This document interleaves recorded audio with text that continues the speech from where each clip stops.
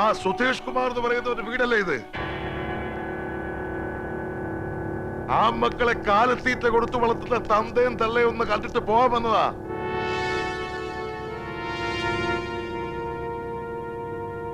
മോന് പ്രേമക്കൊതി കൂടുതലാണേലേ എവിടുന്നെങ്കിലും 5-6 പെമ്പിള്ളേരെ കൊണ്ട് കെട്ടി നിർത്തി കൊടുക്കണോ, കൊതി തീർക്കട്ടെ. നിങ്ങൾ ഇതുവരെ കാര്യം എന്താണെന്ന് പറഞ്ഞില്ല.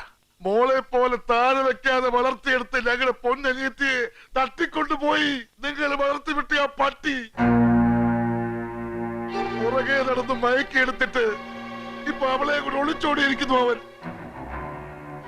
വേണ്ട, ഞങ്ങൾക്കിനി അവളെ വേണ്ട, അവള് ചത്തുപോയി. പക്ഷെ അവനുണ്ടല്ലോ നിങ്ങളുടെ മോൻ, അവൻ എവിടെ പോയി ഒളിച്ചാലും വിടില്ല. വെട്ടി നുറുക്കി കൊല്ലും ഞങ്ങള്. അത് തന്തയുടെ മുമ്പ് വെച്ചായാലും തള്ളയുടെ മുമ്പ് വെച്ചായാലും ചെയ്തിരിക്കും. കരുതിയിരുന്നോ? പാടാ.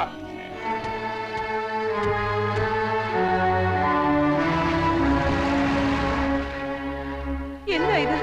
പോകാം, നമുക്ക് എവിടെയും പോയി ഒന്ന് അന്വേഷിക്കാം അവനെ. എന്തിനാ? പറഞ്ഞു കേട്ടില്ലേ, പെണ്ണിനെ കൊണ്ട് ഒളിച്ചോടിയെന്ന്. അങ്ങനെയുള്ളവനെ എവിടെ പോയി അന്വേഷിക്കാനാ? എന്തിനന്വേഷിക്കാൻ? കറങ്ങി തിരിഞ്ഞു വരും, അന്നേരം ആലോചിക്കാം. നോക്ക്, അവരെന്തെങ്കിലും ചെയ്തു കളയും നമ്മുടെ സുധിയെ. ചെയ്തോട്ടെ, അവര് പറഞ്ഞ പോലൊക്കെ അവൻ പ്രവർത്തിച്ചിട്ടുണ്ടെങ്കിൽ അവനത് വേണം. അതിനെന്താ?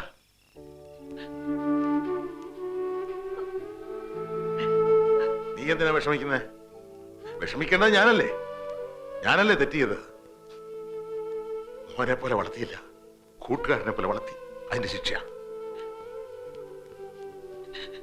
ആ വന്നവന്മാരുടെ ഭാഷ കേട്ടല്ലോ, അപ്പൊ മനസ്സിലായി കാണുമല്ലോ ആ അവള് എങ്ങനത്തെ എനിക്ക് വിശ്വസിക്കാൻ സാധിക്കുന്നില്ല. എന്നാൽ എന്റെ സുധി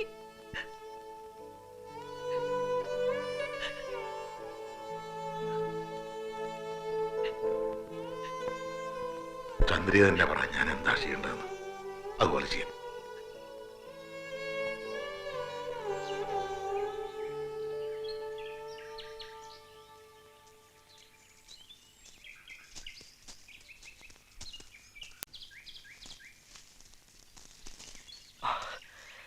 സുധി, ഈ നാട്ടിൽ നീ ഒരു നിമിഷം കൂടി നിന്ന് പോരുത്.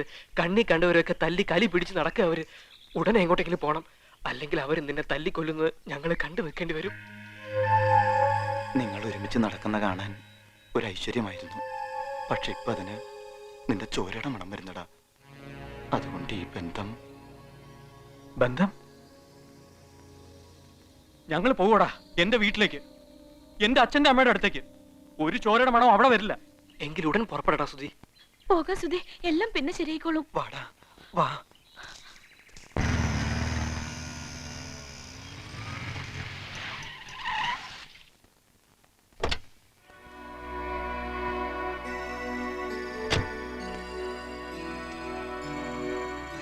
ആ ബൈക്ക് അവിടെ വെച്ച് കാറിലോട്ട് കയറി. വാമിനി, നീ മാത്രം കയറിയാ മതി. അച്ഛാ, മിനി. മനസ്സിലായി, അതുകൊണ്ടാ നീ മാത്രം കയറിയാ മതി എന്ന് പറഞ്ഞ. ഇല്ല അച്ഛാ, മിനി ഇല്ലാതെ, അവളില്ലാതെ ഞാൻ വരില്ല. നിനക്കൊരു പെണ്ണു വന്ന് കാണാൻ വേണ്ടി കാണിക്കുകയും വഴിപാട് വിട്ട് അമ്പലത്തിൽ നിന്നും പൂജാമുറിയിൽ നിന്നും ഇറങ്ങാതെ ഉറക്കളച്ചിരിക്കുന്ന ഒരുത്തിയുണ്ട് ആ വീട്ടിൽ. നിനക്കറിയാലോ, ഇത്രയും കാലത്തിനിടയ്ക്ക് അവിടെ മനസ്സൊരിക്കൽ പോലും ഞാൻ വേദനിപ്പിച്ചിട്ടില്ല. നീയായിട്ട് ആ വേദന കൊടുക്കാൻ ഞാൻ സമ്മതിക്കില്ല.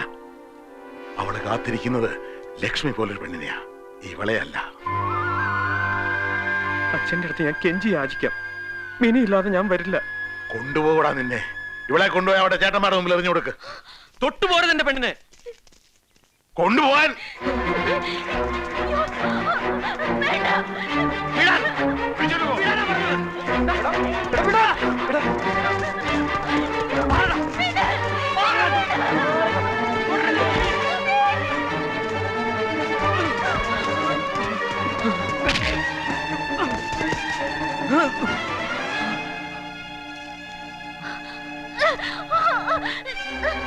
വേണ്ട സുധി, അച്ഛനുമായിട്ട് വഴക്ക് വേണ്ട. ഞാൻ പോയേക്കാം.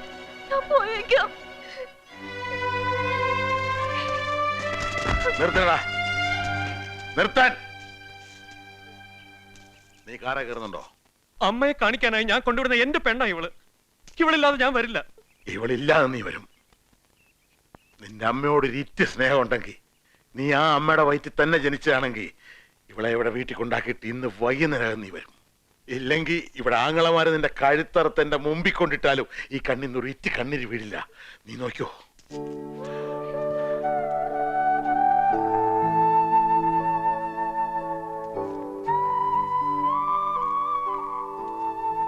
വന്നേക്കണേടാ പൊന്നു മോനെ. പോകാം.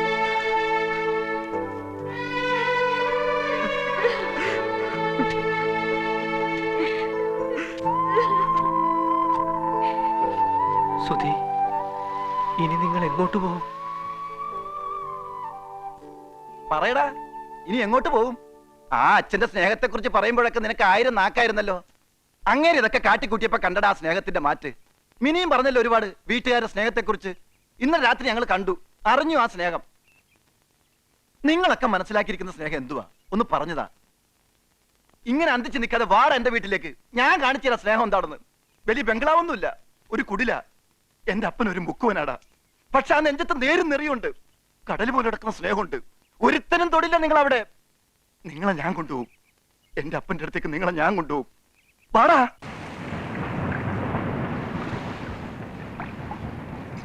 അപ്പാ ഒന്ന് എഴുന്നേറ്റ്. ഇനിയെങ്കിലും ഞാൻ പറയണമെന്ന് കേൾക്ക്. അല്ല ഇതാര്? എന്റെ മോൻ ചിപ്പായി. നീ എപ്പോ വന്നു? ഞാൻ ഇതുവരെ കണ്ടില്ലല്ലോ. ഇങ്ങനെ കിറങ്ങിയിരുന്ന കാണയില്ല കേക്കയില്ല. എന്റെ കൂട്ടുകാർ വന്നേക്കണം. അപ്പം വന്നേ. എന്റെ മോന്റെ കൂട്ടുകാരാ? അവരെവിടെ? ഞാൻ കണ്ടില്ലല്ലോ. മോൾ അവരെവിടെ? എടാ ചിപ്പായി, നിന്റെ കൂട്ടുകാരനെ കണ്ടിട്ട് ഒരു പെണ്ണിനെ പോലെ ഇരിപ്പുണ്ടല്ലോ. പെണ്ണിനെ പോലെ അല്ല, പെണ്ണ. പെണ്ണ? അപ്പ ഇത് എന്റെ കൂട്ടുകാരൻ സുധി. ഇതവൻ കെട്ടാൻ പോണ പെണ്ണ് മിനി. അപ്പൊ കെട്ടിയിട്ടില്ല? ഇല്ല. എടാ ചിപ്പായി, നല്ല ചേർച്ചയുണ്ടല്ലോ. പിന്നെ എന്താടാ ഇവര് കെട്ടാത്ത? എന്റെ അപ്പ അതാ ഞാൻ പറഞ്ഞത്, അവര് കെട്ടാൻ പോണേ ഉള്ളൂ. എടാ കുട്ടപ്പ അന്തപ്പ, ദേ കെട്ടാൻ പോണ പെണ്ണും ചക്കനാ. നല്ല തങ്കപ്പെട്ട പയ്യൻ, തങ്കപ്പെട്ട കുട്ടി. കൊടുക്കാവോ ഓരോ കുപ്പികള്? വേണ്ട, ഇവരൊന്നും കുടിക്കുന്ന സ്വഭാവക്കാരല്ല എന്റെ ചെല്ലപ്പൻ ചേട്ടാ. ദേ ചിപ്പായി, ചെല്ലപ്പൻ ചേട്ടനോട് എന്തോ സങ്കടം പറയാൻ വന്നതാ. എടാ മോനെ ചിപ്പായി, എന്താടാ മോനെ നിന്റെ സങ്കടം? പറയടാ. നിക്ക്. എന്റെ മോന്റെ സങ്കടം കേൾക്കുന്നതിന് മുമ്പ് എനിക്ക് ആരെങ്കിലും ഒരു ഗ്ലാസ് മോര് താടാ. എന്റെ ഈ കെട്ടൊന്ന് ഇറങ്ങട്ടെ. ആ കുടിക്കണം.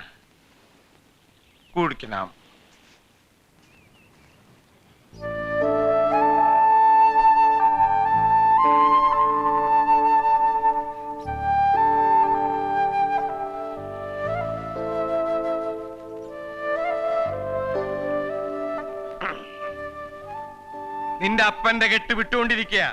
ഇനി പറഞ്ഞോ, എന്താ നിന്റെ സങ്കടം? അപ്പാ, ഈ സുധിക്ക് ജീവനാ മിനിയെ, മിനിക്ക് സുധിയെയും. പക്ഷെ ഇവരെ ചേരാൻ സമ്മതിക്കുന്ന 2 വീട്ടുകാരും അവരിവരെ ആട്ടി ഇറക്കിയതുപോലെയാ. ഇപ്പൊ ഇവർക്ക് പോകാനൊരു ഇടമില്ല, കിടക്കാനൊരു വീടില്ല, നോക്കാൻ ആൾക്കാരുമില്ല. അതുകൊണ്ടാണ് അപ്പ ഞാൻ അവരിങ്ങോട്ട് കൂട്ടിക്കൊണ്ടു. ഇതാ നിന്റെ സങ്കടം? എടാ, നീ ഒന്നും പറഞ്ഞില്ലെങ്കിലും ഇന്നു മുതൽ ഈ കടപ്പുറം ഇവരുടെയും കൂടെയാ. ഇവിടുത്തെ ഏത് വീടും ഇവരുടെ വീടാ. ഇവിടുത്തെ ആണുങ്ങളുടെയും പെണ്ണുങ്ങളുടെയും കൈയും മനസ്സുണ്ടാ ഇവരെ നോക്കാൻ. ഓ, ഇവന്റെ ഒരു സങ്കടം. ചുമ്മാ എന്നെ കൊണ്ട് മോര് കുടിപ്പിച്ചു.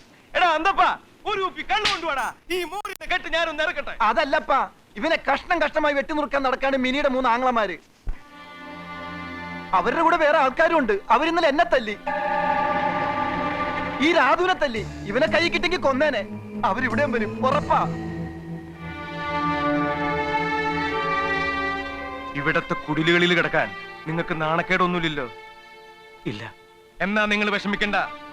ഈ ചെത്തി കടപ്പുറത്ത് നിന്നും നിങ്ങൾ ഒരുത്തിനും പിടിച്ചോണ്ട് പോവില്ല ഒരു കാലവും. പക്ഷേ